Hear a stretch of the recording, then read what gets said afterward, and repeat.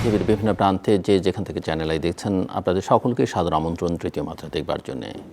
সাম্প্রতিক নানা বিষয় নিয়ে আলোচনার জন্য আমার সঙ্গে স্টুডিওতে রয়েছেন, আমার বায়ে বসা আছেন ঢাকা বিশ্ববিদ্যালয়ের উন্নয়ন অধ্যয়ন বিভাগের অধ্যাপক ডক্টর আসিফ শাহান, এবং আমার ডানে রয়েছেন লেখক গবেষক মাহমুদ রেজা চৌধুরী, যুক্তরাষ্ট্র প্রবাসী তিনি। স্বাগত আপনাদের দুজনকে তৃতীয় মাত্রায়। জুলাই অগস্টের অভ্যুত্থানের পরে বর্তমান সরকার যারা দায়িত্ব নিলেন এবং তাদের আশেপাশে যারা আছেন, তারা তিনটে এজেন্ডা আসলে ঠিক করেছেন। একটা হচ্ছে বিচার, আরেকটা হচ্ছে সংস্কার, এবং আরেকটা হচ্ছে নির্বাচন। তো আমি আপনাদের দুজনের কাছেই বুঝতে চাই, নির্বাচনের যেহেতু আর এখন 1 মাস আছে, নির্বাচনের পথে বাংলাদেশ, নির্বাচন কেমন হবে এবং তার আগে আসলে বিচার এবং সংস্কার কি হলো, কতটা হলো, সেটাও একটু আপনাদের কাছ থেকে বুঝতে চাই, এবং এটার আলোকে আসলে নির্বাচনকে কেন্দ্র করে যা কিছু হচ্ছে এবং কেমন নির্বাচন দেখছেন। না, ধন্যবাদ আপনাকে। আমরা জানি যে নির্বাচনের তো সময়সীমা তো ঘোষণা করা হয়েছে ফেব্রুয়ারির 12 তারিখ। যদি প্রচার বন্ধ হওয়ার তারিখ বোধ হয় ফেব্রুয়ারির 10 তারিখ থেকে বোধ হয় প্রচার সে অর্থ মাত্র 1 মাস বাকি আছে নির্বাচনের। যদি নির্বাচনের কথা আগে বলি, যদিও বাকি দুটো নির্বাচনের সাথেই সম্পর্কযুক্ত। নির্বাচনের ক্ষেত্রে যেটা হয়েছে, আমার মনে হয় যে একটা অনিশ্চয়তার বাতাবরণ যেটা সবসময়ই ছিল, যে নির্বাচন হবে কি হবে না। মানুষজন ইভেন যখন হচ্ছে কি আপনার নির্বাচনের যেই শিডিউল তফসিল ঘোষণা করা হলো, তখনও সেই সন্দেহটা ছিল। আমার মনে হয় এখন সেটা অনেকাংশেই কমে এসেছে। আমি একবারে বলছি না যে সেটা এখনও নাই, এখনও অনেকের মনে খানিকটা হলেও সংশয় আছে, যেইটা হচ্ছে এই সংশয়টা আছে এখনও মানুষের মধ্যে। কিন্তু আমার মনে হয় বেশিরভাগ রাজনৈতিক দল মোটা দাগে নির্বাচন যে একটা বাস্তবতা বা একটা দিকে যেটা আমরা যাচ্ছি সেটাকে গ্রহণ করে নিয়েছে।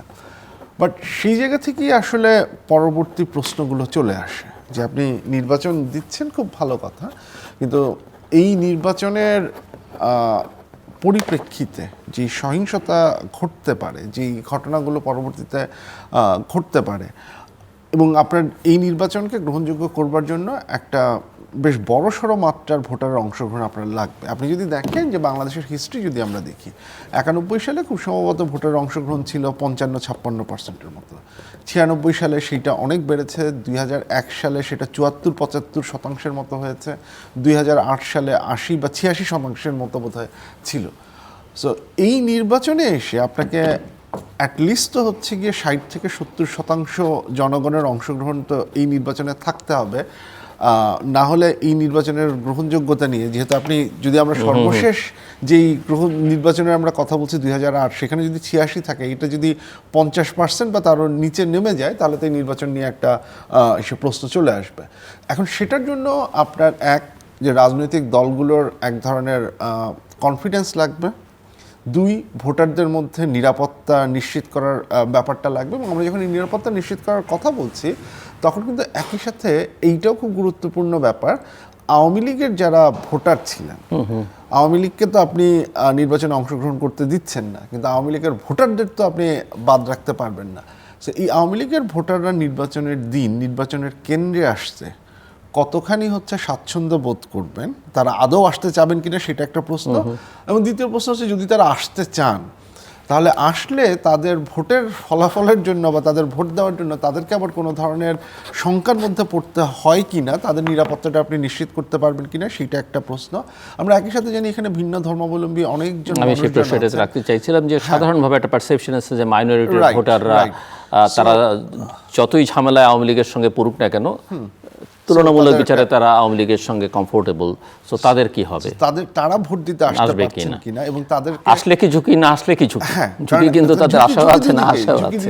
যদি না আসেন, তাহলে দেখা যাবে হচ্ছে কি যে রাজনৈতিক দল হারবে, তারা দায়ী ঘোষণা করছেন, বা ভবিষ্যতে আপনি যেটা জানেন যে আমরা এটার পরে তো স্থানীয় পর্যায়ে বিভিন্ন সার্ভিস ডেলিভারির ব্যাপার আছে। আপনি আসলেন না, তাহলে যেই জিতুক না কেন সে জানে যে হচ্ছে কি আপনি ভোট দিতে চাননি, তাহলে তার এক ধরনের একটা ক্রাইসিসের মধ্যে পড়ার একটা পসিবিলিটি আছে। তো সেইটা এড়াবার জন্য যদি কেউ আসতে চান, তাহলে হচ্ছে কি যদি কোনো দল মনে করে যে ভোটগুলো আমার দিকে যাবে না, তাহলে সেটা আসার নিরাপত্তাটা সরকার দিতে পারবেন কিনা। তো মানে পুরো ব্যাপারটা সরকারের এই নিরাপত্তা দেওয়ার একটা নিশ্চয়তা দেওয়ার একটা জায়গার মধ্যে চলে আসছে, এবং সেই জায়গাটাতে এসে এখনও আমার মনে হয় যে শঙ্কার একটা জায়গা আছে। আমরা ডিসেম্বরের 18-19 তারিখের দিকের ঘটনাগুলো আমরা দেখেছি কি হয়েছে, সংবাদ মাধ্যমে আক্রমণের কথা। তারপরেও যদি আপনি দেখেন, এরপরেও আমরা ভিন্ন ধর্মাবলম্বীদের উপরে যে আক্রমণের ঘটনাগুলো ঘটেছে, মানে সেগুলোর হচ্ছে গিয়ে কিছু মানে রেকর্ডেড ঘটনা আছে। এটা নিয়ে যে কেউই হচ্ছে গিয়ে আপনার এক ধরনের ক্রাইসিস ফিল করতে পারেন। তারপরে শুধু তো ভিন্ন ধর্মাবলম্বীদের উপর আক্রমণের ঘটনাগুলো নয়, একই সাথে আমরা দেখেছি যে মব মেন্টালিটির যে ঘটনাগুলো সেইটা আমরা দেখেছি। গতকালকেও ঢাকা বিশ্ববিদ্যালয়ের কাছাকাছি হাইকোর্টের মাজারে সেখানে ওরস হতেন দেওয়া বা না দেওয়া নিয়ে হচ্ছে গিয়ে আমরা এক ধরনের মব ইসের কালচারের বিস্তার আমরা দেখেছি। এবং এই জিনিসপত্র এবং গতকালকে আরেকটা ঘটনা ঘটেছে ভোলার লালমোহনে, সেখানে জামায়াত ইসলামের একটা ক্যাম্পেইন কে কেন্দ্র করে যে জামাতে ভোট দিলে ভেস নিশ্চিত হবে সেটা নিয়ে, এবং আপনি জানেন যে আহত হয়েছেন সেটা নিয়ে নৌবাহিনীর এসে তারা এটা ইন্টারফেয়ার করেছে এবং তাদের গাড়িতে অ্যাটাক করার মতো চেষ্টা হয়েছে, এবং তার মাঝখানে হচ্ছে 30 জন আহত হয়েছে। হ্যাঁ, তার মাঝখানে আপনার বিএনপির স্বেচ্ছাসেবক দলের একজন নেতা তেজখালী বাজারে মারা গেলেন। তাহলে এই যে ঘটনা, এবং এই নির্বাচনী তফসিল ঘোষণার পরে সম্ভবত 8 জন বিভিন্ন নির্বাচনকে কেন্দ্র করে মারা গেছে। তফসিল ঘোষণার সাথে সাথেই তো ওসমান হাদির হত্যাকাণ্ডের মতো ঘটনাটা চট্টগ্রামে এরশাদুল্লাহ বিএনপি নেতা, তিনি মারা যাননি, গুলিবিদ্ধ হয়েছেন, কিন্তু আরেকজন মারা গেছে। এই যে ঘটনাগুলো ঘটছে এর কোনো কিছুই এখন পর্যন্ত আমাদের অন্তর্বর্তী সরকারের প্রধান উপদেষ্টা যত বলুন না কেন যে একদম সবচেয়ে উৎসব মুখর নির্বাচন এটি দেবেন, কোনোটাই কিন্তু হচ্ছে কি সেই কনফিডেন্সটা এখন পর্যন্ত আনতে পারে না। মানে বিষয়টা হচ্ছে মানুষের ভোট দেবার ইচ্ছা আছে, আমি বলছি না যে সেটা নিয়ে আগ্রহ আছে। রাজনৈতিক দলগুলোর আমরা দেখছি যে ক্যাম্পেইনের জায়গাগুলোতে আস্তে আস্তে তারা ইনভলভ হওয়া শুরু করেছেন। আপনি একটা ফেস্টিভিটির দিকে যাচ্ছেন, কিন্তু সেইটাকে যদি হচ্ছে কি আইনশৃঙ্খলা বাহিনী যথাযথভাবে সাপোর্ট দিতে না পারে, বা আইনশৃঙ্খলা বাহিনীর কার্যক্রমের উপরে যদি জনগণের কনফিডেন্স যদি না থাকে, তাহলে কিন্তু হচ্ছে এই জায়গাটা থেকে আমরা একটা বড় ধরনের ঝুঁকির মুখে থাকবো। এবং সেই ঝুঁকি যদি আপনি দূর করতে না পারেন, তাহলে নির্বাচনে অংশগ্রহণের যে হারের কথা আমি শুরুতেই বললাম, সেটা যদি আপনি অ্যাচিভ করতে না পারেন, তাহলে আমাদের গণতন্ত্রের দিকে যে যাত্রা সেইটা কতখানি অংশগ্রহণমূলক হলো, সেই প্রশ্নটা যদি শুরুতেই থাকে, তাহলে এরপরে আপনি যেই সংস্কারগুলোই আনুন, সেই সংস্কারগুলো একটা কোনো না কোনো মানে প্রশ্নের মুখে হচ্ছে গিয়ে পড়ে যাবে। সো আর রিফর্মের ব্যাপারটা কি আমরা পরে, আমার মনে হয় একটু পরে আলোচনা করি, কারণ আপনি সরাসরি রিফর্ম আর বিচারের আগেই নির্বাচনে চলে গেছেন, এবং আমরা যদি রিফর্ম এবং নির্বাচন বিচারের আলোচনাটা করি তাহলে এটা মেলাতেও সুবিধা হবে। বাট আপনি আউটসে যে রাইটলি পয়েন্ট আউট করেছেন যে নির্বাচনকে ঘিরে কী ধরনের সংশয়, সংকট, অনিশ্চয়তা আছে। মিস্টার মাহমুদ রেজা চৌধুরী। ধন্যবাদ চিল্লুর আপনাকে, ধন্যবাদ আমার সহ সাথীকে।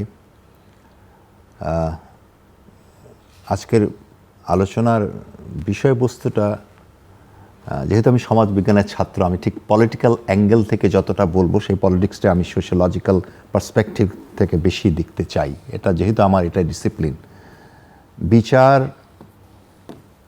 সংস্কার এবং নির্বাচন, এই তিনটা জিনিসের এক অর্থে আমি কোনো সাংস্কৃতিক ডেভেলপমেন্ট বা চর্চা বাংলাদেশে বহুদিনই দেখি নাই। অনেক বিষয়ে বাংলাদেশে বিচার হয় নাই, এবং এবারও যে বিচারটা প্রত্যাশা ছিল মানুষের মনে, সাধারণ মানুষের মনে, সেই বিচার কিন্তু হয় নাই। মানে দৃষ্টান্ত, আপনি কয়েকটা বিচার করলেন, একটা সাজার রায় দিয়ে দিলেন, কিন্তু এটার ফার্দার ডেভেলপমেন্টটা কী বা ফার্দার এক্সিকিউশন পলিসিটা কী, এটা আমরা এখনও দেখি নাই। সংস্কার জিনিসটাকে আমি মনে করি এটা দীর্ঘ একটা প্রসেসের ব্যাপার। It can't be happen over the night. এটা সংস্কার করতে হলে আপনাকে নিজের মানসিক সংস্কার প্রয়োজন আসে। আমি কি পুরাতনকে রাখে নতুন কিছু করতে চাই, নাকি নতুনকে গ্রহণ করে নতুনভাবে এগোতে চাই? আমরা যতটুকু দেখি 54 বছরের ইতিহাসে, আমরা কিন্তু পুরাতনকে রেখে নতুন কিছু করার চেষ্টা করি, মানে অন্যের সংস্কার চাই, নিজের সংস্কার না। অতএব সেই সংস্কারের যে প্রসেসটা সমাজকে বদলাতে পারে, সমাজ না বদলালে রাষ্ট্রও বদলাবে না, সেই সংস্কারটা দীর্ঘদিনের প্রসেসের ব্যাপার, এবং এটারও কথা বা কাজে যতটা হয়েছে, লেখায় যতটা হয়েছে, বক্তৃতায় যতটা হয়েছে, এটা কার্যকরিতা চর্চাটা ততটা হয় নাই, কোথাও হয় নাই, কোনো ক্ষেত্রেই না। এই দুটোর প্রভাব পড়বে গিয়ে নির্বাচনে সরাসরি। কারণ নির্বাচন যদি দেখেন 72 সাল থেকে যদি শুরু করি আমি, তা আপনি দেখবেন 2024 সাল পর্যন্ত যে ইলেকশন, 2019 সাল বা 24 সালে সম্ভবত লাস্ট ইলেকশনটা, 24 যে ইলেকশন, কোথাও কিন্তু সেই অর্থে গণতান্ত্রিক নির্বাচন আমি বলতে পারি না। কারণ এটা অনেকটা একক দলীয় প্রভাবে নির্বাচন হয়েছে, সবসময় ইলেকশন কমিশনের পক্ষপাতিত্ব ছিল। তো এই যে আপনার প্রসেসটা 72 সাল থেকে 24 সাল পর্যন্ত কোথাও কিন্তু সুষ্ঠু, নিরপেক্ষ, অংশগ্রহণমূলক, সৎ, একেবারে শৃঙ্খলিত নির্বাচন ঘটে নাই। কম বেশি সময়ের সাথে সাথে সব কিছু বদলেছে। এবং সবচেয়ে আশা যেটা ছিল যে আপনার এই 24-এর আন্দোলনের পরে, 24-এর আন্দোলন যারা করেছে বা যারা যুক্ত ছিল, তাদের কাছে কি কোনো এজেন্ডা ছিল, মানে কমপ্লিট এজেন্ডা, যে আমি সত্যিকারভাবে পরিবর্তন চাই? আমার কাছে কেন জানি মনে হয়েছে তাদের কাছে সেরকম ছিল না। তাদের কাছে একটা এজেন্ডা ছিল, remove the present that government, that was there, তারপর দেখা যাবে কি হয়, জাস্ট রিমুভ। কিন্তু একটা জিনিসকে পরিবর্তন করতে হলে আপনার যে সমাজ এবং রাজনীতির পরিবর্তন দরকার, সেরকম কোনো এজেন্ডা সেই 24-এর আন্দোলনের সাথে যুক্ত তাদের মধ্যে ছিল বলে আমরা পরবর্তী পর্যায়ে দেখি নাই। তা আমার মনে হয়েছে যে যেহেতু আমরা যেটা আমরা অফ দ্য ক্যামেরা বলছিলাম, যে আমরা অনেক কথা বলি, কিন্তু আমাদের কথা বলার মেরিটসটা কোন দিকে, আমরা কথা কেন বলতেছি, কার পক্ষে বলতেছি, সেটা কিন্তু আমরা স্পষ্ট করি না। সবসময় মনে হয় আমি নিজের পক্ষে বলতেছি, আমরা কেউ না কেউ বিভিন্নভাবে নিজেদের এজেন্ডা তৈরি করে নেই, সেটাকে চরিতার্থ করার জন্য বলতেছি। এবং এটা যদি সত্যিকার হয়, আমার শঙ্কা হয় যে এই নির্বাচনের ফলাফল যাই হোক না কেন, যে দলই আসুক না কেন, জনগণের ভোটে যে দল, সেখানেও কিন্তু আপনার ওই সবাইকে অংশগ্রহণমূলক নির্বাচন হবে না, কেউ না কেউ সেখান থেকে বাদ যাবে, কেউ না কেউ হয়তো হবে না। তবে সেই অর্থে নির্বাচনের রেজাল্টটা হবে না কেন? হবে না এই কারণে, মানে হওয়াটাই তো আইডিয়াল না, ideal is not reality all the time, তাই না? আইডিয়াল আমি অনেক কিছু মনে করতে পারি, কিন্তু সেটা কি রিয়েলিটি, সেটা তো আমি বলতে পারি না। সেটাকে ডিসাইড করবে, মানে রিয়ালিটিটা এটা ডিসাইড করার যে পরিবেশ এবং যে সংস্কৃতি দরকার, সেটা অ্যাবসেন্স, জনগণ ডিসাইড করবে। সেই জনগণ কি সেই মাত্রায় পরিবেশ, বাংলাদেশের এখনকার পরিবেশ তো মবের পরিবেশ, এবং সেটা রাষ্ট্রীয় আশ্রয় প্রশ্রয়ী mob. Zillur, with due respect, এই মবটা শব্দটা আমরা ব্যবহার করতেছি কিন্তু 24-এর পর, মব, জাস্টিস, মবই, এই মব সংস্কৃতিটা কিন্তু আগেও ছিল, আমরা তখন মব বলতাম না। এই মাত্রায় বাংলাদেশে কখনোই ছিল না, এই মাত্রায় ছিল না, বিকজ এই গভর্নমেন্টের কাছে এটা কখনোই এটা আগে কেউ বলেনি যে মবকে প্রেশার বলতে হবে, এবং যারা এটা করছে তারা সাফারার, তারা ভুক্তভোগী, কাজে তাদের এটা রাইট আছে। না, এটা কেউ বলে নাই, এটা কেউ বলার পরিবেশও ছিল না, কখনো বলেনি, বলার পরিবেশও কিন্তু ছিল না। অতএব আমি মনে করি যে যেহেতু জনগণের কাছে এখন কারণ জনগণের কাছে সামনে কি আছে, যেমন আজকে আমি একজনের সাথে, আমি দেশে আসলে চেষ্টা করি সব লেভেলের লোকদের সাথে কথা বলতে, তাদের ওপিনিয়নটা, ফিডব্যাকটা শুনতে। অধিকাংশ ক্ষেত্রে অনেকেই বলতেছেন যে নির্বাচন কি হবে, আজকে 1 মাস মাত্র বাকি আছে, এখনও মানুষ বলছে নির্বাচন কি হবে। তার অনেকগুলো কারণ আছে, কারণ এত ঘন ঘন একে মারে, তাকে ধরে, তাকে কাটে, এই যে একটা, আবার কথা যদি যাই মব জাস্টিস, এইটা যে শুরু হয়েছে 2024-এর মাঝখান থেকে, এটা খুব দুঃখজনক। এটা প্রমাণ করে political leadership is very much in crisis and political leadership is absence. Political লিডারশিপের জন্য যে ম্যাচিউরিটি দরকার, যে লিডারশিপের যে ক্যারিশমা দরকার, লিডারশিপের যে অনেস্টি দরকার, লিডারশিপের যে ফরসাইটনেস দরকার, সেটা কিন্তু অ্যাবসেন্ট, টোটালি অ্যাবসেন্ট। কারণ আপনার সত্যি কথা বলতে গেলে আপনার বর্তমান সরকারের যিনি প্রধান উপদেষ্টা প্রফেসর ইউনূস সাহেব, উনি কিন্তু সাংবাদিক সামনে উনি বলেনি আমি তো রাজনীতি বুঝি না, হ্যাঁ, আমি যেটা করতেছি আমার এই কাজ আমি করব। কিন্তু আমি মনে করি ওনার জায়গায়, মনে করেন আমি থাকলাম, আমি নির্বাচন বুঝি না বা আমি রাজনীতি বুঝি না বলে আমি রাজনীতির কোনো ডিসিশনও দেওয়ার আমার যোগ্যতা থাকে উচিত না, আমার বলাও উচিত না। I have to say the I understand in my way, you may understand your way, we agree to disagree, কিন্তু আমরা সেটা করতেছি। আমার সব কিছু বলে আমাকে এই জিনিসটাকে মনে হয়েছে একটা ক্যাওয়াস সিচুয়েশনের মধ্যে আমরা আছি, এবং এর মুক্তি কিভাবে সহজভাবে হবে, it is still in dark. So professor Asif Saheb, আপনি সংস্কার এবং নির্বাচন মানে বিচারের প্রসঙ্গটা আলোচনা, তো বিচারটা অনেক সময় মনে হচ্ছে এটা কেবল আশ্বাস আশ্বস্ত করবার জন্য যেটুকু করতেই হয় সেটুকু করবার সক্ষমতা আছে কিনা বা করবার সদিচ্ছা আছে কিনা বা বিচারটাকে আসলে বিচারের মতো করতে চাওয়া, সেটার একটা বড় ঘাটতি দেখা গেছে। সংস্কারটা রেটরিক ন্যারেটিভ বয়ানের মতোই সীমাবদ্ধ অনেকে মনে করেন, যদি ভিন্ন মত আপনি থাকেন। নির্বাচনটা তো এখনও কারো কাছে এটা একটা ধোঁকাই হচ্ছে, মানে অতীতে যেমন 14তে হয়েছে, 18তে হচ্ছে, 24 হয়েছে, একটু ভিন্ন ধর্মে, ভিন্ন ফর্মস, ফ্যাশনে, ভিন্ন স্টাইলে আরেক ধরনের ধোঁকা। প্রথমত আমি মানে আপনার শেষ কথাটার সাথে পুরোপুরি একমত না। মানে এখন আমি যেটা বললাম যে মানুষের মধ্যে একটা সংশয় আছে, কিন্তু এখনও আমার মনে হয় যে মানে একদমই পুরোপুরি যে নির্বাচনটা একদমই ধোঁকা হবে বা ওইরকম জায়গায় আমরা এখনও পৌঁছাইনি। সো আমার এখনও মনে হয়, এবং মানে রাজনৈতিক দলগুলোর অ্যাক্টিভিটিস পরবর্তীতে কী হবে, কারণ রাজনৈতিক দলগুলোর অনেকের বক্তব্যই একটা সংশয়ের আমি একটা ছায়া দেখছি। এখন তারা যদি সেটার উপরে অ্যাক্ট করার ডিসিশন নেন, তাহলে নির্বাচন নিয়ে সংশয়, তাদের কার মুখে কি অন্তরে কি সেটাও বোঝা মুশকিল। সংস্কারের ব্যাপারটা হচ্ছে, আমি একটু বলি, আমি এখানে একটু বিনয়ের সাথে কয়েকটা বিষয়ে একটু দ্বিমত পোষণ করি। যে প্রথমত এই আইডিয়াটা আমার কাছে খুবই উইয়ার্ড লাগে, এবং আমি এটাকে মোটেও গ্রহণ করি না। যে আমি এটার গুরুত্ব অস্বীকার করি না যে মানসিক সংস্কার বা সমাজ ভালো হয়ে যেতে হবে, এটা হবে না। That's not going to happen. দুনিয়ায় এমন কোনো রাষ্ট্র নাই যেখানে হঠাৎ করে মানুষজন বা হচ্ছে গিয়ে সরকার বা রাষ্ট্রপ্রধান একদিন ঘুম থেকে উঠে চিন্তা করলেন যে আমরা সৎ হয়ে যাবো এবং তার ফলে সংস্কার চলে আসবে। That's not going to happen. এটা হয় না।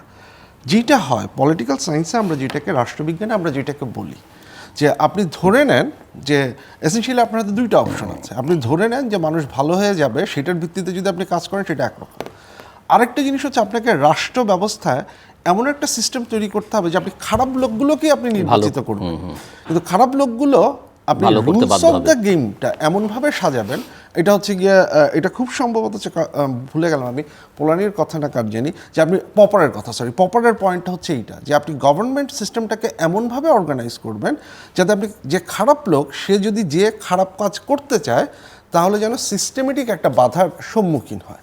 মানে আপনার চেকস অ্যান্ড ব্যালেন্সের যে ব্যাপারটা, যে আপনি এক্সিকিউটিভ খুব ওভার পাওয়ারফুল, ঠিক আছে, কিন্তু এক্সিকিউটিভ চাইলেও অনেক কিছু করতে পারছেন না। এটা যে সবসময় কাজ করে তা না। আজকে ইউএসএতে ট্রাম্প দেখাচ্ছেন, সেটাও সবসময় কাজ করে না। কিন্তু আবার 2016 অনওয়ার্ড যে ট্রাম্প ছিল, সে কিন্তু অনেক ক্ষেত্রেই সিনেটের যে পাওয়ার, সেটার কাছে তাকে নতি স্বীকার করতে হয়েছে। ওবামার হেলথ কেয়ার সেটাকেও সে পুরোপুরি উড়াই দিতে পারেনি।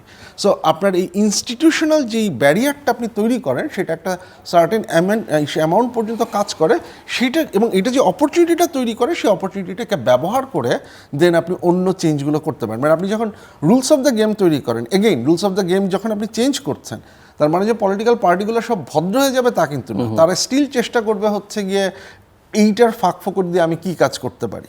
এবং তখন হচ্ছে গিয়ে মিডিয়া, সোশ্যাল মানে সিভিল সোসাইটি, তার কাজ হচ্ছে আমি যে অপরচুনিটিটা পেলাম রুলস অফ দ্য গেমটা তৈরি হওয়ার ফলে, সেইটাকে ব্যবহার করে আমি কীভাবে হচ্ছে গিয়ে আটকাতে পারি। সংস্কারের ক্ষেত্রে, এবং সংস্কারের প্রশ্নটা কিন্তু নির্বাচনের প্রশ্নের সাথে জড়িত, কারণ আমরা অনেকে একটা জিনিস নিয়ে কথা বলছি না, যে এই সংস্কার কিন্তু শুধুমাত্র জাতীয় নির্বাচন হচ্ছে না, এই সংস্কার কিন্তু একই সাথে একটা রেফারেন্ডাম হচ্ছে। সেই রেফারেন্ডামের মাধ্যমে আপনি কিন্তু একটা কনস্টিটিউয়েন্ট অ্যাসেম্বলি, যার একটা লিমিটেড পাওয়ার থাকবে, সেটার একটা পথ আপনি তৈরি করে দিচ্ছেন। রেফারেন্ডাম সম্পর্কে মানুষ খুব একটা সেটা নিয়ে কথা হচ্ছে না। এবং সেই রেফারেন্ডামের সাথে কিন্তু এই সংস্কারের বিষয়টা হচ্ছে গিয়ে জড়িত। এখন দেখুন সংস্কারের ঝামেলাটা কী হয়েছে, প্রবলেমটা কী হয়েছে। আমি মনে করি যেটা, যে আমরা ট্র্যাডিশনাল পলিটিক্যাল সায়েন্সে যেটাকে আমরা রেভলিউশন বলি, 5ই আগস্ট সেই রেভলিউশন ছিল না। এইটা কোনোভাবেই হচ্ছে বিপ্লব ছিল না। কিন্তু তার মানে এটা যে সিম্পল একটা রেজিম চেঞ্জের আন্দোলন, আমি সেটাও মনে করি না। আসেফ বায়াতের একটা কথা আছে, উনি যখন আরব স্প্রিং নিয়ে কথা বলছিলেন, উনি তখন পোস্ট 2001-এর পরে যেই আন্দোলনগুলো হয়েছে, যেমন আপনি ধরেন আরব স্প্রিংয়ের কথা যদি ধরেন, বা হচ্ছে গিয়ে কালার রেভলিউশনের যে কান্ট্রিগুলো ছিল, বুলডোজার রেভলিউশন, টিউলিপ রেভলিউশন, বা হচ্ছে গিয়ে রোজ রেভলিউশন, এগুলোকে যদি ধরেন, উনি এগুলোর কথা ধরে বলেছিলেন যে এইগুলো আসলে এত বেশি অতীতকালের মতো যে সোশ্যাল স্ট্রাকচার চেঞ্জ করে দেওয়ার মতো রেভলিউশন না, আবার এটা এত ছোটও না যে এটাকে আপনি সিম্পল রেজিম চেঞ্জের মধ্যে ফেলতে পারেন। উনি এটা একটা নাম দিয়েছিলেন, নামটা হচ্ছে রেভলিউশন। মানে ম্যাস মুভমেন্ট, যেটার উদ্দেশ্যটা হচ্ছে পলিটিক্যাল স্ট্রাকচারে চেঞ্জ নিয়ে আসা।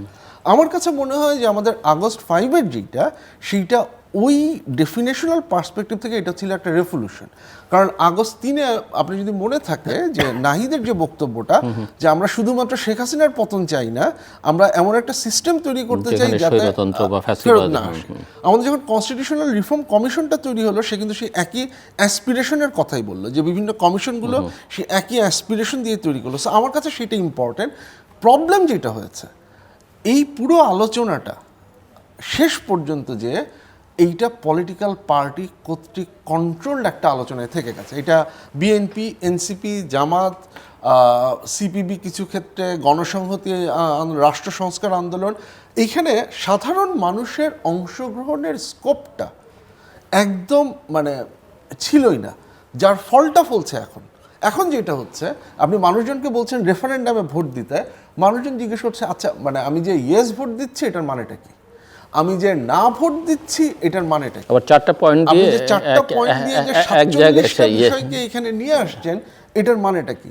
হ্যাঁ ভোট দিলে কি আমার দল জিতবে, না ভোট দিলে কি আমার দল জিতবে? আমি মাত্রই হচ্ছে কি একটা ফিল্ড ইস্যুতে করে আসলাম যে পয়ের সাথে, তো সেখানে খুব ইন্টারেস্টিং ব্যাপার। অনেক মানুষ জিজ্ঞেস করছে যে দেখেন আগে যখন আমরা গণভোট দিয়েছি, আমি জানতাম যে হ্যাঁ ভোট দিলে জিয়াউর রহমান আসতেছেন, আমি জানতাম যে হ্যাঁ ভোট দিলে হচ্ছে এরশাদ, এইবার হ্যাঁ ভোট দিলে কে আসবে? এইটার কোনো উত্তর কিন্তু আমরা তাকে দেইনি। সে যখন জিজ্ঞেস করছে, আমি যখন বলার চেষ্টা করতেছি রিফর্ম বা, এবং এটাকে যখন আরও ভেঙে আপনি যখন উচ্চ কক্ষে নিয়ে আসবেন, উচ্চ কক্ষটা আসলে কি, এইটা আমি এখনো সাধারণ মানুষের সবার কাছে পরিষ্কার করিনি। এই কনস্টিটিউশনাল পজিশনগুলো কি, এইটা আমি ইসে করিনি। তাহলে এই মানুষগুলো যখন ভোট দিতে যাবে তখন তারা কিসের ভিত্তিতে ভোট দিচ্ছে আমি কিন্তু জানি না। এক যদি হয় সকল রাজনৈতিক দল বলে দিল বাবারা তোমরা হ্যাঁ ভোট দাও, তাহলে ওনারা হ্যাঁ ভোট দিচ্ছেন, এবং আমরা সেটাকেই ধরে নিচ্ছি জনগণের হচ্ছে গিয়ে গ্রহণযোগ্যতা, এবং সেটার ভিত্তিতে আপনি আমার কনস্টিটিউশনে একটা বড় ধরনের চেঞ্জ নিয়ে আসবেন। হোয়াট ইফ সাধারণ মানে সকল পলিটিক্যাল পার্টি যদি সেই বক্তব্য না দেয়, তাহলে কি হবে? যদি না ভোট জয় হয় তাহলে কি হবে? কাজে এই যে সংস্কারের যে ঘটনাটা ঘটেছে সেটা সাফল্য তো ডিপেন্ড করবে রেফারেন্ডামটা পাশ করছে না ফেল করছে, এবং এই রেফারেন্ডামটা নিয়ে পরবর্তী সংসদে রাজনৈতিক দলগুলো আবার কি করবে, এটার কতটুকু অংশ তারা গ্রহণ করবে, কোনটাকে হচ্ছে গিয়ে তারা চেঞ্জ করবে, এই পুরো জিনিসটা কিন্তু একটা ধোঁয়াশার মধ্যে আছে। সো নির্বাচন হয়তো অনেক বেশি নিশ্চিত, কিন্তু আমি যেটা মনে করি যে আমাদের সংস্কারের ভবিষ্যৎ এখনও অনেকাংশে অনিশ্চিত, এবং সেটার কারণেই যে আমরা গণতন্ত্রে হয়তো ফেরত যাব, কিন্তু গণতন্ত্রের যে কনসলিডেশন হওয়াটা, প্রাতিষ্ঠানিকীকরণটা, যেটা আমরা 91-এর পরেও হচ্ছে গিয়ে করতে পারিনি, সেটার জন্য যে যতটুকু সংস্কার দরকার সেটুকু আমরা করতে পারবো কিনা সেটা নিয়ে একটা সংশয় আমার কাছে মনে এখনো আছে। মিস্টার মাহমুদ রেজা চৌধুরী, আমি অনেক অর্থেই আপনার সাথে একমত পোষণ করি। এই সব কিছুর পেছনে আমার কাছে মনে হয় যে আমাদের আসলে to the nation and to the people and to the democracy আমাদের কমিটমেন্ট হালকা। এটা আগেও ছিল, এখনও আছে, আগামী অন্ততপক্ষে আমার তো মনে হয় আরও 10-15-20 বছর একই রকম থাকবে। কারণ আপনি যখন গণতন্ত্র এমন একটা সিস্টেম, এমন একটা ব্যবস্থাপনা, যেখানে এখন পর্যন্ত যতগুলো ব্যবস্থাপনা আছে তার চাইতে মোর অ্যাকিউরেট মনে হয়, মোর পিপুল রিপ্রেজেন্টেটিভ মনে হয়, অন্যগুলোকে অতটা মনে হয় না। কিন্তু সেটা করতে হলে পিপুলকে তো বুঝতে হবে যে এই গণতন্ত্রের সংস্কৃতি, আমি সবসময় বলি কালচারটা কি, আমার গণতান্ত্রিক কালচারটা কি, যে আমার পার্টি, আমার গণতান্ত্রিক কালচারটা কি টু ফলো মাই লিডার, আর আমার কালচার গণতান্ত্রিক কালচারটা কি to independence of some pocket or some group. এই জিনিসটাতে এখানে যেটা মানে অ্যাবসেন্ট করে সেটা হচ্ছে যে আমার গণতান্ত্রিক কমিটমেন্টে আমার দেশ কোথায়, সেই জায়গাটায় আমি মনে করি যে আমার দেশ এখনও সেই জায়গাটায় আসতে পারে নাই আমাদের সবার মিলে একতা বোধে। আপনার সাথে একমত যে আপনি একটা জায়গায় বলেছেন যে সংস্কার জিনিসটা চট করে আসবে না, সকালবেলা উঠেই যদি আমি মনে করি যে সব বদলে গেল সেটাও হবে না। I do agri. ওইখানে একটা কথা আছে, গল্প আছে, সেটা হচ্ছে যে এক লোক আপনার চিন্তা করলো সে বিশ্বকে বদলে দেবে, তো অনেকবার সে চেষ্টা করলো বিশ্বকে বদলাতে, বিশ্ব পরিবর্তন হলো না। তারপর সে ভাবলো বিশ্ব পরিবর্তন হবে না, আমি আমার দেশকে বদলে দিই। অনেক বছর সে চেষ্টা করলো, তার দেশকে পরিবর্তন করতে পারলো না। তারপর সে হতাশ হয়ে আসলো যে দেশও পরিবর্তন হলো না, বিশ্বও পরিবর্তন হলো না, ঠিক আছে আমি আমার ঘরকে পরিবর্তন করি। আসলে ঘরকে পরিবর্তন করতে ঘরও পরিবর্তন হলো না। তখন সে তার গুরুর কাছে গেল, যে বললো যে আমি অনেকবার চিন্তা করলাম, এটাকে পরিবর্তন করি, বিশ্বকে পরিবর্তন করি, দেশকে পরিবর্তন করি, পরিবারকে পরিবর্তন করি, কোনোটাই হয় নাই। তখন উনি উত্তর দিয়েছিলেন, তোমার সব পথটাই ভুল। বলে কেন ভুল? তুমি নিজেকে পরিবর্তন করো আগে। তো এখন আমি কি নিজেকে পরিবর্তন করেছি আমার দেশের প্রতি? আমার যদি 71 সালের সেই স্পিরিটের কথা বলি, আমি কি 71 সালের স্পিরিটের সাথে একাত্মবোধ করেছি from my heart, from my soul? আমি তো ধরেন 54 বছরের রাজনীতি তো অনেকটা নিজের চোখে দেখা রাজনীতি। সেখানে প্রতিটা পদে আমি যেটা লক্ষ্য করেছি, আমি আমাকেই পরিবর্তন করি নেই, কিন্তু আমি আমাদের কল্যাণটা চাচ্ছি, আমাদের কল্যাণ চাচ্ছি। আমাকে এই যে আমাকে পরিবর্তন, সেটা তো বলে কয়ে আসলে হবে না। মানে আমি আসিফ শাহের সঙ্গে ওই জায়গায় একমত, এটা আসলে ব্যবস্থাটাই আসলে নিশ্চিত করতে হবে, এমন একটা ব্যবস্থা করতে হবে যে ব্যবস্থা আসলে আপনি চান কিংবা না চান আপনাকে বদলাতে হবে। হ্যাঁ অবশ্যই, আপনি মন থেকে না চাইলেও আপনাকে ওই সিস্টেম যেটা চায় সেটাকে অবশ্যই, কিন্তু সেই সিস্টেমের জন্য তো আপনাকে একজন লিডার চাই, সেরকম ফারসাইটেড, সেরকম অনেস্ট, সেরকম কমিটমেন্ট, সেরকম স্ট্রং একটা লিডার চাই। আপনি কিউবার কথা বলেন, কিউবা কি লিডার ছিল না? সে তো চেঞ্জ করছে সিস্টেমকে। সেই আপনার আমরা এই লিডারশিপের আলোচনাটায় আসি। তার আগে আপনি যেহেতু 1971-এর কথা বলেছেন, আমরা বিগত মানে পাস্ট রিজিমে যেটা দেখেছি, ইতিহাস বিকৃতি, ইতিহাস নিজের মতো করে লিখবার চেষ্টা, আর অভ্যুত্থানতার পরিস্থিতি, সেটাকে আপনি রেভুলেশন বলেন, রেফুলেশন বলেন, আপরাইজিং বলেন, তারপরে দেখলাম ইতিহাস মুছে ফেলবার একটা চেষ্টা। আপনার কোনো অবজারভেশন আছে এই জায়গায়? আমার এটা আছে যে ইতিহাস মুছে ফেলার চেষ্টা কিন্তু আমরা এই যে প্রথম করতেছি তা না, কিন্তু আমরা কিন্তু ইতিহাস এখন বাংলাদেশে একটা সমস্যা, আমি আপনার কথার মানে কথাটা বললেন বলে বলছি, কিন্তু আপনাকে মিন করছি না। বাংলাদেশে একটা সমস্যা যে আমরা প্রথম না, আগেও হয়েছে, কাজেই অথবা প্রতিবেশী দেশে হয়েছে, এখন মাইনরিটি ইস্যু নিয়ে যখন আলোচনা করি, হ্যাঁ ভারতে তো হচ্ছে এরকম, বা ওরা এটা করছে। আমি সেটা মিন করি না, আমি মিন করি যে আমরা যখন বলবো যে এটা হয় নাই, তখন আমাকে একটু অ্যানালাইসিস করতে হবে, ইতিহাসের পাতা পড়তে হবে যে ইতিহাস আমরা কি দেখছি। তো আমরা যখন 54 ইয়ার্সে আমরা যখন সেরকম কোনো দেশপ্রেমিক বা সেরকম কোনো ফারসাইটেড লিডারকে পাই নাই আনফর্চুনেটলি, তখন আমরা কিন্তু বলতে পারি না যে আমরা এইটাই প্রথম হচ্ছে। বা আমরা যখন একটা জিনিসকে প্রেজেন্ট করি, কীভাবে প্রেজেন্ট, যেমন ধরুন আপনি যদি বার্গার কিংয়ে যেটা বার্গার অর্ডার করেন, হঠাৎ এটা $10, সে ফর হোয়াটএভার টাকা ইজ, আপনি এই সেম বার্গার সেম রেসিপি আপনি যদি এসে ইন্টারকন্টিনেন্টাল অর্ডার করেন, that will be $50. Why? The presentation, main is nothing, recipe is the same. তো সেই প্রেজেন্টেশনটা কোথায়?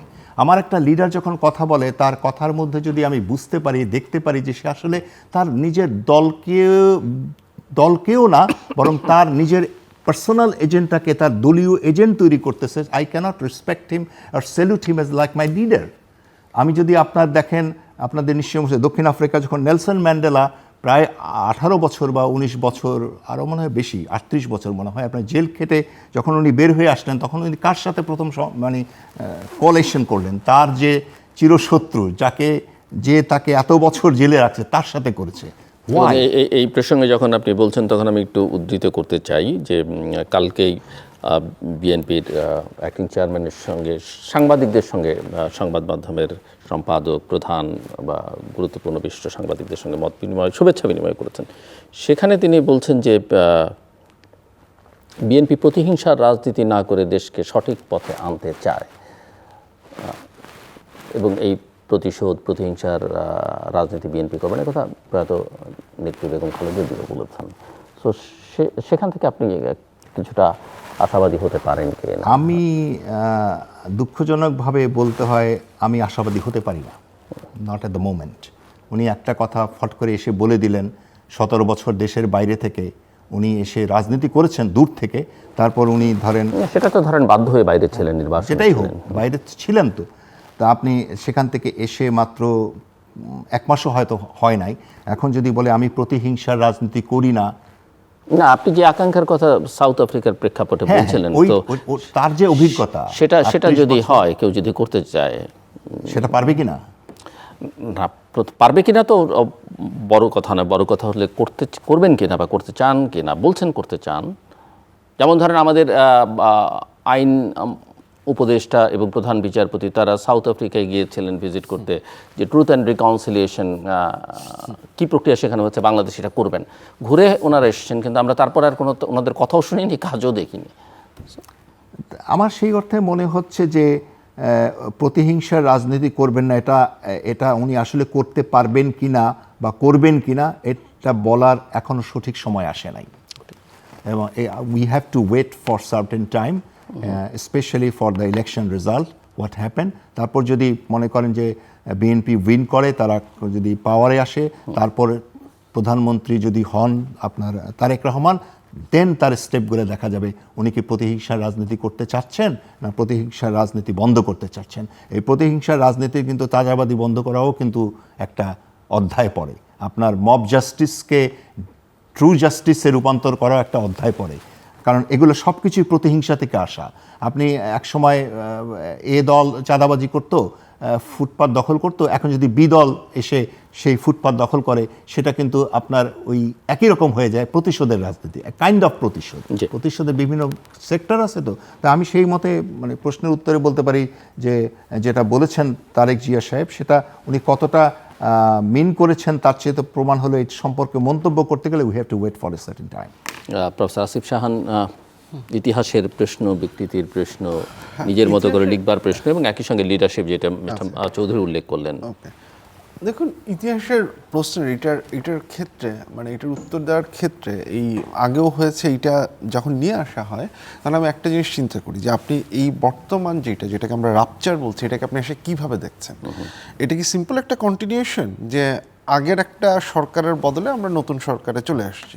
যদি সেইটা হয় তাহলে আপনি আগের উদাহরণ নিয়ে আসতে পারেন, আগে হয়েছে তো এখন হতে পারে, কিন্তু আপনি তো এটাকে একটা আসলে রাপচার হিসেবে দেখছেন, আপনি তো এটাকে দেখছেন একটা ক্রিটিক্যাল জাংচার হিসেবে, যেখান থেকে পলিটিক্সে একটা কোয়ালিটেটিভ চেঞ্জ হবে। তাহলে সেই কোয়ালিটেটিভ চেঞ্জই যদি আপনি চান, তাহলে আপনি আগে এইটা হয়েছে সেটার ভিত্তিতে এটাকে জাস্টিফাই করার তো অপশন থাকে না, কারণ বক্তব্য তো এইটাই যে আগে এটা হয়েছে বলেই এবার এটা হতে পারবে না। সেটাই তো হচ্ছে কি আপনার মূলদণ্ড। আগে এই ঘটনাটা ঘটেছে, আমরা জানি যে এটা মানে গ্রহণযোগ্য একটা ঘটনা ঘটেনি, তার সেজন্যই তো আপনি এটাকে চেঞ্জ করতে চাচ্ছেন, আদারওয়াইজ তো এ কথা বলার দরকার ছিল না আপনি সেই। এবং এই ক্ষেত্রে অনেস্টলি স্পিকিং আমি যে কয়েকটা অ্যাক্টরকে সবচেয়ে বেশি দোষ দিই, তার মধ্যে সবচেয়ে গুরুত্বপূর্ণ হচ্ছে ইন্টারিম গভর্নমেন্ট, অন্তর্বর্তীকালীন সরকার। কেন আমি এটা বলি? এই অন্তর্বর্তীকালীন সরকারের অসাধারণ সুযোগ ছিল একটা টোন সেট করে দেওয়ার, যে তাদের হাতে যে পরিমাণ লেজিটিমেসি ছিল। আমরা বিআইজিডি থেকে যখন সার্ভে চালানো হয়েছিল, আমার মনে আছে যে তখন দেশ সঠিক পথে যাচ্ছে, এই মানে জুলাইয়ের জাস্ট পর সেটার পার্সেন্টেজ ছিল 70%-এর উপরে। 100-র মধ্যে যখন নাম্বার দেওয়ার কথা বলা হয়েছিল, তখন 75 নাম্বার দিয়েছিল হচ্ছে গিয়ে প্রায় মানে 75 হচ্ছে তার এভারেজ স্কোর ছিল। এই পরিমাণ অ্যাকসেপ্টেবিলিটি নিয়ে একটা সরকার এসে তার একটা সুযোগ ছিল টোন সেট করে দেওয়া, যে আমরা পলিটিক্সটা করার সময় আমরা ডিউ প্রসেসটা ফলো করব, আমরা এই হরে দরে মামলা দিয়ে এইভাবে হচ্ছে গিয়ে আমরা গ্রেফতার করব না, আমরা যারা এই অন্যায় বা হত্যাকাণ্ড খুন এটার সাথে জড়িত ছিল তারা একটা প্রসেসের মধ্যে দিয়ে বিচার হবে, যাদের এটার সাথে জড়িত নাই বা হচ্ছে এরকম কোনো প্রমাণ নাই তাদের বিরুদ্ধে অন্য ধরনের ব্যবস্থা নেওয়া হবে। এই টোনটা সেট করার প্রত্যেকটা ক্ষেত্রে রুল অফ লটা কী হবে সেটা সেট করার একটা অপরচুনিটি তাদের ছিল। এইটা আমি আপনার এখানে আগেও বলেছি যে একই সাথে এই সরকারের বেশ কিছু আপনার চ্যালেঞ্জও ছিল, কোনো পুলিশ বাহিনী ছিল না, সেটা ছিল না। সো আমি ওইটাকেও অ্যাকনলেজ করি। এখন তাহলে তার মূল দরকারটা ছিল তো হচ্ছে গিয়ে সেই বাহিনীর পুনর্গঠন, মানুষের মধ্যে সেই বিশ্বাসটা আনা যে ভাই আপনারা এই কাজগুলো করেন না। এইটা আনফর্চুনেটলি সরকার এই জায়গাগুলোর উপরে জোর না দিয়ে বরং যেটা দেখা গেছে যেটা পপুলিস্ট ডিসিশন নেওয়া শুরু করেছে, যে যখনই হচ্ছে কি আপনার বাইরে থেকে কোনো একটা প্রেশার আসছে, যে প্রেশারের মাধ্যমে আপনি এমন একটা ডিসিশনের দিকে যাচ্ছেন যে ডিসিশনটা আপনি খুব ভালো মতোই জানেন, ডিউ প্রসেসে আপনি এই ডিসিশন নিতে পারেন না।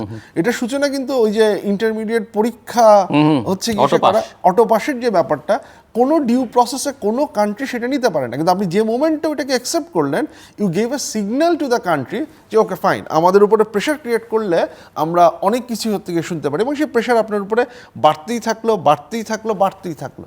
এবং বিষয়গুলো এমন জায়গায় চলে যাচ্ছে যে যখন হচ্ছে গিয়ে ল এনফোর্সমেন্ট এজেন্সি আপনি দাঁড় করানোর পরও তার সাহায্য আপনি নিতে পারছেন না, এবং তার ফলে আপনি দেখুন যে এই যে নাম চেঞ্জ করার যেই প্রবণতা আমরা গত ইস্যুতে দেখছি, এটার একটা অংশ গ্রহণযোগ্য, সেটাতে আমি আপত্তি করি না, কারণ গত 15-16 বছরে যেভাবে আপনি পরিবারের সকলের নাম বিভিন্ন জায়গায় হচ্ছে গিয়ে নিয়ে এসেছেন, বাট সেটাকে একটা ডিউ প্রসেসে ফলো করে আপনি সেটা করতে পারেন। কিন্তু বিভিন্ন জায়গায় যে আপনি যদি দেখেন আপনার ঢাকা বিশ্ববিদ্যালয় পরিবারের নামে কতগুলো প্রতিষ্ঠান হল আছে, কিন্তু আপনি বঙ্গবন্ধু শেখ মুজিবুর রহমানের একটা বাদ দিয়ে ওসমান হাদি হল করতে হবে, বাকিগুলোকে আপনি ইগনোর করলেন। আমি যেটা বললাম যে আপনি ওই যে বঙ্গবন্ধু ফজিলাতুন্নেসা হল নামে যেটা আছে সেইটাকে হচ্ছে গিয়ে আপনি চেঞ্জ করার ডিসিশন নিচ্ছেন, আই গেট দ্যাট। কিন্তু এই যে বঙ্গবন্ধু শেখ মুজিবুর রহমান হল নামে যেটা, এটা তো স্টাবলিশ হয়েছে এরশাদের সময়, হ্যাঁ ওটা হয়েছে ওই সময়, এবং এরপরে বিএনপি ক্ষমতায় এসেছে। জিয়াউর রহমানের নামেও বোধহয় এরশাদের সময় কেউই কিন্তু হচ্ছে গিয়ে এই নামগুলোকে চেঞ্জ করেনি। শরীফ ওসমান হাদির নামে যদি আপনার হল করতে হয়, he is an alumni, notable alumni, তার সেটা করতে হয়, আপনার তো নতুন হল বানানোর প্রক্রিয়া আছে এবং প্রক্রিয়ার মধ্য দিয়ে আছে, আপনি সেটা করুন, এটাকেই আপনার চেঞ্জ করতে হবে। এই ডিসিশনটা এবং হচ্ছে গিয়ে এটাকে অ্যাকসেপ্ট করে নেওয়াটা আমার মনে হয় না যে সেইটা খুব গ্রহণযোগ্য কোনো সমাধানের দিকে আমরা যাচ্ছি, কারণ এটা ওইটাকেই মনে করিয়ে দিচ্ছে। কারণ যে ঘটনাটা গুরুত্বপূর্ণ, আপনি 72 to 75 শেখ মুজিবুর রহমানের যেই রাজনৈতিক রাষ্ট্র পরিচালনার ক্ষেত্রে যে ব্যর্থতা, আপনি সেটাকে অ্যানালাইজ করেন, সেটাকে আপনি ক্রিটিক করেন, সেটাকে আপনি ক্রিটিসাইজ করেন, দ্যাট ইজ অ্যাবসলিউটলি ফাইন। তার রাষ্ট্র পরিচালনার যোগ্যতা নিয়ে আপনি যে কোনো ধরনের সমালোচনা করতে পারেন, সেইটাও অ্যাবসলিউটলি রাইট। কিন্তু 60-এর দশকে, 70-এর দশকে, 71-এর যে ভূমিকা, এটা কিন্তু আপনি কোনোভাবেই মুছে ফেলতে পারবেন না। যত যাই বলুন না কেন, 71-এর মুক্তিযোদ্ধাদের যে কোনো ইস্যুতেই দেখেন, তারা যে মুক্তিযুদ্ধটা যখন করেছেন, তাদেরকে বঙ্গবন্ধু শেখ মুজিবুর রহমানের নাম উচ্চারণ করেছেন, তারা সম্মানের সাথে করেছেন। তাহলে এইটার যে অ্যাকনলেজমেন্টটা, অ্যাটলিস্ট এত ক্রিটিসিজমের পরেও, যেটা আমরা জিয়াউর রহমানের মধ্যেও দেখেছি, এরশাদের মধ্যেও দেখেছি, পরবর্তী বেগম খালেদা জিয়ার মধ্যেও আমরা দেখেছি, সেইটাকে আপনি টুঙ্গিপাড়াও গিয়েছেন, টুঙ্গিপাড়াও ইস্যু করেছেন, সেটাকে আপনি যখন একবারে পুরো জিনিসটা ইস্যু করে নিলেন, সেটা কিন্তু সিম্পলি আর ওই যে আগেও হয়েছে এখনও হচ্ছে সেই কন্টিনিউশনের মধ্যে থাকে না, এটা বরং ওই পলিটিক্স অফ রিভেঞ্জ যেটা, সেটা হচ্ছে কি আপনার যে কথাটা। এবং আরও ইন্টারেস্টিং হচ্ছে এটা এই কারণে, আপনার যদি মনে থাকে যে ডেইলি স্টারের যে বিতর্কটা হয়েছিল, সেখানে নাহিদ ইসলাম এনসিপি উনি একটা খুব ইম্পর্টেন্ট কথা বলেছিলেন। উনি বলেছিলেন যে আমাদের মনে রাখতে হবে যে এখানে যে আওয়ামী লীগের যে সমর্থক বা যারা আছে, তারা এই দেশের নাগরিক এবং তাদেরকেও হচ্ছে গিয়ে সোসাইটিতে অ্যাবজর্ব করার একটা মেকানিজম থাকতে হবে। কিন্তু আপনি যখন এই কাজগুলো করেন না, তখন কিন্তু আপনি সেই মেকানিজমগুলো তৈরি করবার, সোসাইটিতে আবারও রিস্টোরেশন অফ হারমোনি তৈরি করবার যে রাস্তা, সেইগুলোকে অ্যাটাক করেন, সেগুলোকে নষ্ট করেন, এবং সেটা সোসাইটির হিলিংয়ের জন্য খুব ভালো কিছু হয় বলে আমার মনে হয় না। চৌধুরী, ধন্যবাদ ছিল একবার। এই যে নাম পরিবর্তনের যে সংস্কৃতিটা, আপনি দেখেন এখনও যদি আপনি ভারতে যান, ভারতে কিন্তু এখনও জিন্না হল, জিন্না রোড নামে কতগুলো তারা নাম পরিবর্তন করেনি। 71 সালে ধরেন ইকবাল হল নাম পরিবর্তন হয়ে গেল। ইকবাল কিন্তু রাজনীতির সাথে বা পাকিস্তান ভাঙার সাথে বা বাংলাদেশের সাথে তার কোনো সম্পর্ক নাই। সেখানে ইকবাল হলের নাম পরিবর্তন করে আরেকটা নাম দেওয়া হলো। তো আমরা তো আরেকটা হল তৈরি করতে পারলাম সেই নামে, তাই না? তারপর যখন ঢাকা আন্তর্জাতিক বিমানবন্দর হলো, ইসোকে তখন এটাকে এসে আপনার জিয়া রহমানের পরপরই হলো এটা জিয়া ইন্টারন্যাশনাল হল। দরকার ছিল না আপনি জিয়া নামে আরেকটা এয়ারপোর্ট করেন, নট নেসেসারি। এটা আপনারা করেছেন যখন ওই বিমানবন্দরটা নতুন বিমানবন্দর হলো, তখন করছে, তখন জিয়া, তখন নতুন করে, তারপর সেটাকে পরিবর্তন করে আওয়ামী লীগ সরকারে সেটা নাম দিল হযরত শাহজালাল, যেন ভবিষ্যতে কেউ হাত না দিতে পারে। কিন্তু সেটারও হাত দেওয়ার প্রক্রিয়া শুরু হয়ে গেছে, কারণ এটা হলো এক ধরনের bad memory or bad observation, যে হযরত শাহজালাল নাম দিলে আর বাংলাদেশের কেউ মানুষ ওইটাকে টাচ করবে না। হযরত শাহজালালের কোনো সম্পর্ক নাই, এটার সাথে কোনো রিলিজিয়নের সম্পর্ক নাই। It is just our emotional, our blind emotion. তো এই যে পরিবর্তন করা, এখন যদি বঙ্গবন্ধুর নাম হল পরিবর্তন করে আপনি যেমন তারপর পিজি হসপিটালসে ছিল পিজি, ওইটা হয়ে গেল বঙ্গবন্ধু হসপিটাল, সেটার কোনো দরকার ছিল না। তো এগুলো সব হচ্ছে আমাদের ইলিউশন অথবা আমাদের ব্লাইন্ড একটা devotion to the party, not for the country. এটা আমার কাছে মনে হয়, not for the society's wellbeing.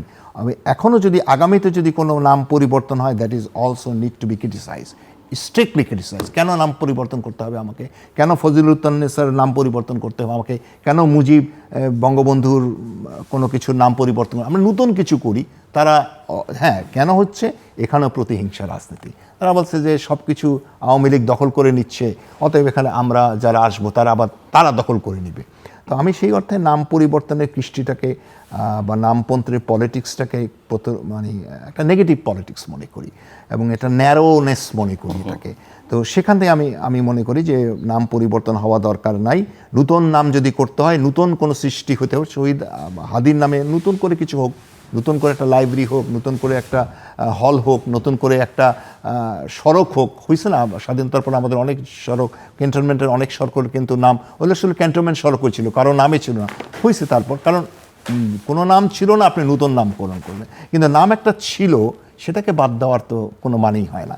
তো আমি মনে করি যে আমাদের না, তবে কিছু জায়গায় আমরা হাত দেওয়া যেতে পারে, কারণ ওই যে একই পরিবারের অনেক কিছু, মানে একটা বিশ্ববিদ্যালয়ের মধ্যে একই পরিবারের 5 জনের নামে 5টা যে বিষয়, বা একই ব্যক্তির নামে সারা দেশে হয়তো কয়েকশো প্রতিষ্ঠানের নাম আছে, মানে এগুলো একটু আপনি কাটছাট করতে পারেন, আপনি পুরনো, কিন্তু বড় বড় প্রতিষ্ঠান এখন যদি আপনি জিয়া এস্টাবলিশড অলরেডি সেগুলো যেগুলো এস্টাবলিশ সেগুলোর মধ্যে হাত দেওয়া উচিত, যেমন জিয়া ইন্টারন্যাশনাল এবং যেগুলো একটা মোটামুটি নিউট্রাল সময় হয়েছে, সেগুলো তো একেবারেই নয়। রাইট, জিয়া হল তার জিয়ার নির্দেশে হয় না। অতএব আমি মনে করি যে এই জিনিসগুলো আসলে আমাদের পলিটিক্যাল ন্যারোনেস থেকে হচ্ছে এবং পলিটিক্যাল ইগনোরেন্স থেকে হচ্ছে, not for the consciousness of the দেশপ্রেম। তো আমি সের জন্য অনেক অনুষ্ঠানে নিউ ইয়র্কেও বলি যে আমার কাছে মনে হয়, যদিও এটাকে অনেকে বলে এটা বিএনপির গণসঙ্গীত, এটা বিএনপির গণসঙ্গীত না। বিএনপির প্রেসিডেন্ট হয়তো পছন্দ করতেন মনিরুজ্জামান স্যারের লেখা প্রথম বাংলাদেশ আমার, শেষ বাংলাদেশ, জীবন বাংলাদেশ আমার। বিএনপি এটাকে দলীয় সঙ্গীত হিসেবে তারা দেখে, কিন্তু এটাকে আপনি তাদের ব্যাপার থাকুক না, আমি ক্রিটিসাইজ করতে গেলে আমি একজন নাগরিক হিসেবে আমি বলবো যে এটাই তো আমি, এটাই তো আমার কথা হওয়া উচিত, আমার সব কিছুর আগে আমার বাংলাদেশ। অতএব সেই অর্থে আমি মনে করি যে বাংলাদেশের উপরে আর কোনো সত্তা নাই, এবং আমার জীবন মরণ সব কিছু বাংলাদেশ কেন্দ্রিক হওয়া উচিত। এই বাংলাদেশ কেন্দ্রিক অর্থে আমি আবার নেহেরুর কথাটা বলি, নেহেরু একবার জনসভায় বক্তৃতা দিয়ে বলছেন, সবাই জয় হিন্দ জয় হিন্দ বলতেছে। নেহেরু প্রশ্ন করলেন জয় হিন্দ মানে কি? তখন অনেকে বলল ভারত মাতার জয়, অনেক বলল হিন্দুর জয়, অনেক বলল ভারত কৃষ্টির জয়। উনি তখন উত্তর দিচ্ছিলেন, তোমাদের সব উত্তর ভুল। জয় হিন্দ মানে হচ্ছে এই ভারতবর্ষের সমস্ত ধর্মের মানুষ, সংস্কৃতির মানুষ, রাজনৈতিক মতবিরোধের মানুষ, সবার ঐক্যমতে যে ভারত, সেটা মানে হচ্ছে জয় ভারত। প্রফেসর আসিফ শাহ, আমরা শেষের দিকে, সো ক্লোজিং রিমার্কস 3-4 মিনিট দুজনের জন্যই।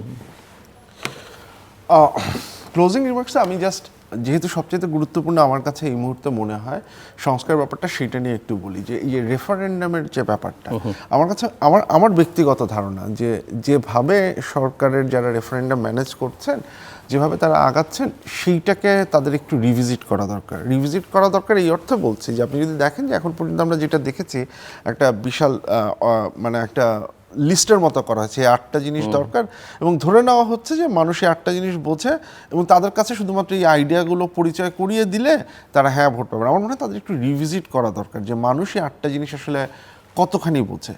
মানুষ আসলে সত্যিকার অর্থে যে প্রশ্নটা তাদের কয়েকটা এফএকিউ এর মতো, যে মানুষ আসলে রেফারেন্ডাম বলতে কি বোঝে, মানুষ হ্যাঁ ভোট বলতে আসলে কি বোঝে, মানুষ না ভোট বলতে হিসেবে কি বোঝে। কারণ আমি যেটা বললাম যে আমি দেখলাম যে অনেক সময় দেখলাম যে মানুষের একটা কনফিউশন অনেক লোকের, যে ধরেন আমি ধানের শীষে ভোট দিব বা দাঁড়িপাল্লায় ভোট দিব, তাহলে আবার হ্যাঁ ভোট দিব কেন? হ্যাঁ ভোট দেওয়া মানে কি আমি আমার ওই আগের ভোটটাকে ভ্যালিডেট করতেছি, আবার না ভোট দেওয়া মানে কি আমার আগের ভোটটা বাতিল হয়ে যাবে? মানে এটা আমাদের কাছে এইখানে বসে খুব উইয়ার্ড একটা প্রশ্ন মনে হয়, কিন্তু রুরাল যে ভোটার তার কাছে সেটা একটা প্রশ্ন। আমরা যদি আগেই ধরে নেই যে মানুষ এই 8টা-9টা জিনিস বোঝে, সো তাকে যে জাস্ট এটা বোঝালেই হবে সেটা না। সো কীভাবে আমি রিচ আউট করবো সেটাকে একটু রিথিঙ্ক করা দরকার। কারণ যদি রেফারেন্ডামের ব্যাপারে আপনি যদি মানুষকে স্বচ্ছ ধারণা দিতে না পারেন, তাহলে এই যে আপনি যে সংস্কার যেটা বললেন, যেটার এখনও পুরোপুরি ভবিষ্যৎ, হ্যাঁ ভোট হলেই যে সেটা পুরোপুরি হয়ে যাবে সেটা নিয়েও আমরা নিশ্চিত না, কিন্তু না হলে যে এটা বাদ সেটা আমরা নিশ্চিত। সো ওইটার কিন্তু একটা বড় ধরনের চ্যালেঞ্জের মধ্যে আমরা পড়ছি। সো এইটাকে আমার মনে হয়, আমরা নির্বাচন নিয়ে কথা বলছি, খুব ভালো কথা, এইটার ব্যাপারেও আমাদের একটু মাথা ঘামানো উচিত বা নজর দেওয়া উচিত বলে আমার মনে হয়, যদি আমরা আসলেই সামনের দিকে একটা সংস্কারের দিকে যেতে চাই। মিস্টার মাহমুদ রেজা চৌধুরী, নির্বাচনের এবং আপনার গণভোটের বিষয়টা একই দিনে, এই বিষয়টাকে আমার একটু জটিল মনে হচ্ছে। হোয়াই ইট ইজ একই দিনে? কারণ একটা মানুষ যখন আপনি ভোট কেন্দ্রে যাবেন, তখন আপনি সংস্কারের যে 4টা বা 5টা যেটাই থাকুক না, সেটা পরে আপনি হ্যাঁ বা না দিতে একটা সময় দরকার। তারপর আপনার কোন দলকে আপনি ভোট দেবে সেটার জন্য আপনার সময় দরকার। তো একটা নির্বাচনে গিয়ে আপনি 2 ধাপে 2 চিন্তায় পড়বেন। হ্যাঁ না একটা ডিফারেন্ট ইস্যু, আবার দলীয় নির্বাচন আরেকটা ইস্যু, নটা একই ইস্যু না কিন্তু। সেই সাথে আবার যোগ করা হয়েছে আপার হাউস লোয়ার হাউস। এখন পর্যন্ত বাংলাদেশের মানুষ কি জিনিসটা বোঝে? আপার হাউস কি, লোয়ার হাউস কি, এর মানেটা কি? এখন মনে হচ্ছে যে আমাদের যে সামাজিক ক্লাসে স্ট্রাটিফিকেশন, তাতে আপার হাউস বলতে মনে হয় আরেকটা এলিট ক্লাস তৈরি করলাম আমি। সেটাই কি সত্যি? তবে হ্যাঁ, বাংলাদেশে আপনার মানুষের সংখ্যা অনুযায়ী আমাদের সংসদ সদস্যের সংখ্যাটা একটু বাড়ানো উচিত। এখন 350 জায়গায় সেটা 500 হতে পারে, সেটা একই হাউস থাকুক। কারণ আমরা এখনও অতটা, যেখানে আপার হাউস, যেন আমেরিকার কথা যদি বলেন, কংগ্রেস এবং সিনেট, এখানে আপার হাউস বা লোয়ার হাউস যদি ধরি, এখানে 52টা স্টেট, 52 রকম, আবার একটা ইমিগ্রেন্ট স্টেট, অনেক কিছু মিলে ওখানে আপার হাউস লোয়ার হাউসের একটা সেন্স কাজ করতে পারে। কিন্তু আমার বাংলাদেশে, যেখানে আমাদের সংস্কৃতি এক, ভাষা এক, মোটামুটিভাবে ধর্ম অনেকাংশে এক, সেখানে why I am making another classification in the society, upper house and lower house. আমাদের কাছে আপার হাউস মনে হয় যে এলিট, লোয়ার হাউস মনে হয় নিম্নবর্ণ। কিন্তু এই জিনিসটা কেন আমরা এই সংস্কারের মধ্যে আনছি, এটা আমার কাছে পরিষ্কার না। এটা যারা করছেন তারা বুঝাতে পারবেন। এই জিনিসটাকে আমার ডিস্টার্বিং মনে হচ্ছে। আর আমার মনে হচ্ছে যে সংস্কারও আমাদের ডিস্টার্বিং ইন দিস সেন্সে, যে আমরা কি আসলে কতটা প্রস্তুত সংস্কারের জন্য, নাকি আমরা আসলেই চাচ্ছি আমাদের পুরাতন নিয়মটাই থাকুক। কারণ সাধারণত দেখা যায় যে ট্রেডিশনাল যেটাকে বলে, সেটা আমরা নতুনকে গড়ার চাইতে পুরাতনকে রক্ষা করতে চাই বেশি। যার জন্য রবীন্দ্রনাথ বলে গেছেন পহেলা বৈশাখের নিয়ে, যে আমরা পুরাতন জীর্ণতাকে ভুলে যেতে চাই। কেন? কারণ আমরা দেখেছি, উনি তো একটা দার্শনিকও ছিলেন, উনি হয়তো বলছেন আমরা পুরাতনকে আঁকড়ে ধরে রাখতে চাই, আর আমরা নতুনকে গ্রহণ করতে চাই না। সেরকম উদারতা, মানসিকতা আমাদের মধ্যে। কিন্তু সংস্কার তো আসলে হঠাৎ করে চাপিয়ে দেওয়ার কোনো বিষয় না, না, এটা অনগোয়িং প্রসেস, এটা নেভার এন্ডিং প্রসেস। কিন্তু সেটাকে কিন্তু পলিটিক্যালাইজ করা হয়েছে যে এইটাই সংস্কার, এটা লিখে দিলাম, তবে এটার মধ্যে চলো। সংস্কার লিখে হয় না, সংস্কার একটা প্রসেসের মধ্যে যায়, দীর্ঘ সময়ের মধ্যে যায়। একটা রাষ্ট্র কিন্তু পরিবর্তন হতে পারে, একটা রাজনীতি পরিবর্তন হতে, কিন্তু সমাজ পরিবর্তন অনেক দীর্ঘ সময়ের ব্যাপার। অতএব আমি মনে করি সেই সময়টা আমরা এখনো দিইনি। আরেকটা শেষ কথা, যে আপনি যদি মনে করেন একটা বাড়ি আছে 1000 বর্গফুট, আমি এখানে ধুলা আছে অনেক, আমি আপনাকে বললাম এই 1000 বর্গফুট বাড়িটা তুমি পরিষ্কার করো। আরেকটা বাড়ি আছে 300 বর্গফুটের, আমি আপনাকে বললাম যে এই বাড়িটা দুইটার কি সময় একই লাগবে? একই তো লাগবে না। যে 1000 বর্গফুট, সেখানে যে সময়টা নিবে 300 বর্গফুটের আরও কম নেবে। অতএব আমার 55 বছর জীবনে আমাদের 55,126 বর্গ মাইলে এত ধুলা, এত ময়লা, এত আবর্জনা, এত কুসংস্কার, এটাকে আমি 2-3 বছর বা 5 বছরে, আর আপনি সব ধুয়ে মুছে ফেললে যে আবার সেখানে ধুলা ময়লা পড়বে না, আবর্জনা হবে না, তাও তো না। অতএব আমি সেটা বলতে চাই না যে এই 5 বছরের মধ্যে বা 3 বছরের মধ্যে সংস্কার। সেই অর্থে আমি মনে করি সংস্কারটা দীর্ঘ প্রসেস, এবং আমাদের বিজ্ঞ রাজনীতিবিদরা হয়তো সেটাকে লক্ষ্য রেখে, সেটাকে প্রায়োরিটি দিয়ে, এবং আবারও আমার বাংলাদেশ, প্রথম বাংলাদেশ, শেষ বাংলাদেশের নিয়মে কথা বলি। দর্শক অনুষ্ঠানের শেষ প্রান্তে আমরা সামাজিক যোগাযোগ মাধ্যম ফেসবুক, এক্স এবং ইউটিউবে তৃতীয়মাত্রা লাইভ স্ট্রিম হচ্ছে, আপনি দেখতে পারেন। টেলিভিশনের পর্দায় দেখতে না পারলে যে কোনো সময় যে কোনো স্থান থেকে ইউটিউবে তৃতীয়মাত্রা চ্যানেলটি সাবস্ক্রাইব করে এই পর্ব বা পুরোনো পর্বগুলো আপনারা দেখতে পারেন। মিস্টার মাহমুদ রেজা চৌধুরী এবং প্রফেসর আসিফ শাহ অসংখ্য ধন্যবাদ এই আলোচনা অংশ নেবার জন্য। দর্শক, সামনে নির্বাচন এবং নির্বাচনী আমরা আলোচনা শুরু করেছিলাম। নির্বাচনে মানুষ নির্বাচন চায়, নির্বাচনটা বাংলাদেশের জন্য জরুরি এবং মানুষের ভোট দেবার আগ্রহ আছে, কিন্তু এক ধরনের অনিশ্চয়তা আছে, বিশেষ করে দেশের আইন শৃঙ্খলা পরিস্থিতি নিয়ে যথেষ্ট উদ্বেগ এবং উৎকণ্ঠার মধ্যে মানুষ আছে।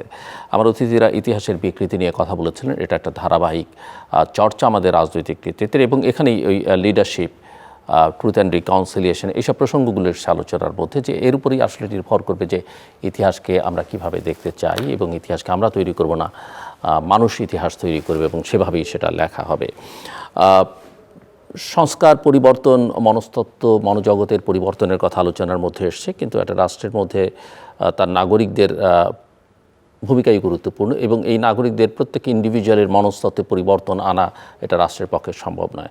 রাষ্ট্র যেটা করতে পারে, আমার অতিথিরাই বলছেন, যে একটা সিস্টেম তৈরি করে দিতে পারে, এবং সেই সিস্টেমের মধ্য দিয়েই খারাপ ভালো হতে না চাইলেও তার কাজটা ভালো হবে, এবং ভালো যদি কাজটা সে করতে ব্যর্থ হয় বা না চায় তাহলে তার জন্য একটা শাস্তির ব্যবস্থা থাকবে। কিন্তু সেই ব্যবস্থাই আসলে আমরা করতে পারি না।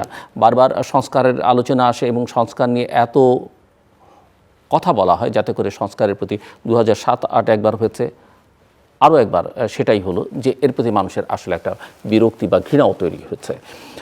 এবং বাংলাদেশে একটা সহজ প্রবণতা আমরা দেখি, রাজনীতিবিদদের দোষারোপ করি, কিন্তু রাজনীতিবিদদের বাইরেও সুশীল সমাজ বা অন্যান্য যারা নাগরিক সমাজের প্রতিনিধি, তারাও যখন সরকারের জন্য যে যা লঙ্কায় সেই হয় রাবণ, সেই প্রবণতাই আমরা দেখেছি। এবং তিনি বিশ্বনন্দিত হন আর দেশের ভেতরে নন্দিত হন বা নিন্দিত হন, চেহারাটা একই। এটাও আসলে এই ব্যবস্থার সঙ্গে সম্পর্কিত। কাজে ব্যবস্থাটা বদলাবার দিকে আমাদের মনোযোগ দিতে হবে। সব কথা শেষ কথা, অনেক চর্চা আমরা করেছি, কিন্তু বাংলাদেশের জন্য এই মুহূর্তে একটা নির্বাচন খুব জরুরি, এবং সেই নির্বাচনটা ভালো হোক, আমাদের সকলের প্রত্যাশা হবে কিনা আমরা জানি না। আবার নির্বাচন হলেই এমনকি ভালো নির্বাচন হলো যে সেটা গণতন্ত্রের পূর্ণ নিশ্চয়তা দেবে সেটাও বলা যায় না। এটা একটা প্রাথমিক এবং ন্যূনতম পূর্ব শর্ত, সেই শর্তটা আসলে আমাদের পূরণ করবার দিকে মনোযোগ দেওয়া দরকার এই মুহূর্তে, সময় যেটুকু আছে। এর বাইরে আর অন্য কোনো দিকে যদি আমরা দেখছি যে সরকার নির্বাচনের কথা বলছে বটে, আমাদের অতিথিরা আলোচনা করেছেন এই যে রেফারেন্ডাম এবং জাতীয় সংসদ নির্বাচন একই দিনে দিয়ে যে গোজামিল তৈরি করা হয়েছে, রেফারেন্ডাম সম্পর্কে মানুষের জনসচেতনতা তৈরি করা হয়নি। যদি আমরা জানি যে এটা নিয়ে কিছু ব্যবস্থাও নেওয়া হয়েছে, একটা কমিটি করা হয়েছে, অর্থ বরাদ্দ হয়েছে, কিন্তু মানুষ আসলে সেই অর্থে যথেষ্ট পরিমাণে এই বিষয়ে ওয়াকিবহাল না। আরেকটা বিষয় আমরা দেখছি যে সরকারেরই মধ্যে নানা জায়গায় নানা চুক্তি, নানা দেশের সঙ্গে, এমনকি বিমান কেনা সহ নানান চুক্তি করবার কাজেও ব্যস্ত। কোথাও বোঝা যাচ্ছে না যে তারা কি আরও সময় থাকবেন কিনা, বা ভবিষ্যৎ রাজনৈতিক দলগুলোর মধ্যে তাদের কোনো আন্ডারস্ট্যান্ডিং হয়েছে কিনা যে তারাও পাশাপাশি সরকার পরিচালনার সঙ্গে যুক্ত থাকবেন। এটা ঠিক এখনও পর্যন্ত একটা ধোঁয়াটে অবস্থার মধ্যে আছে। আমাদের সঙ্গে থাকবার জন্য অসংখ্য ধন্যবাদ। আপনাদের সবার জন্য শুভকামনা।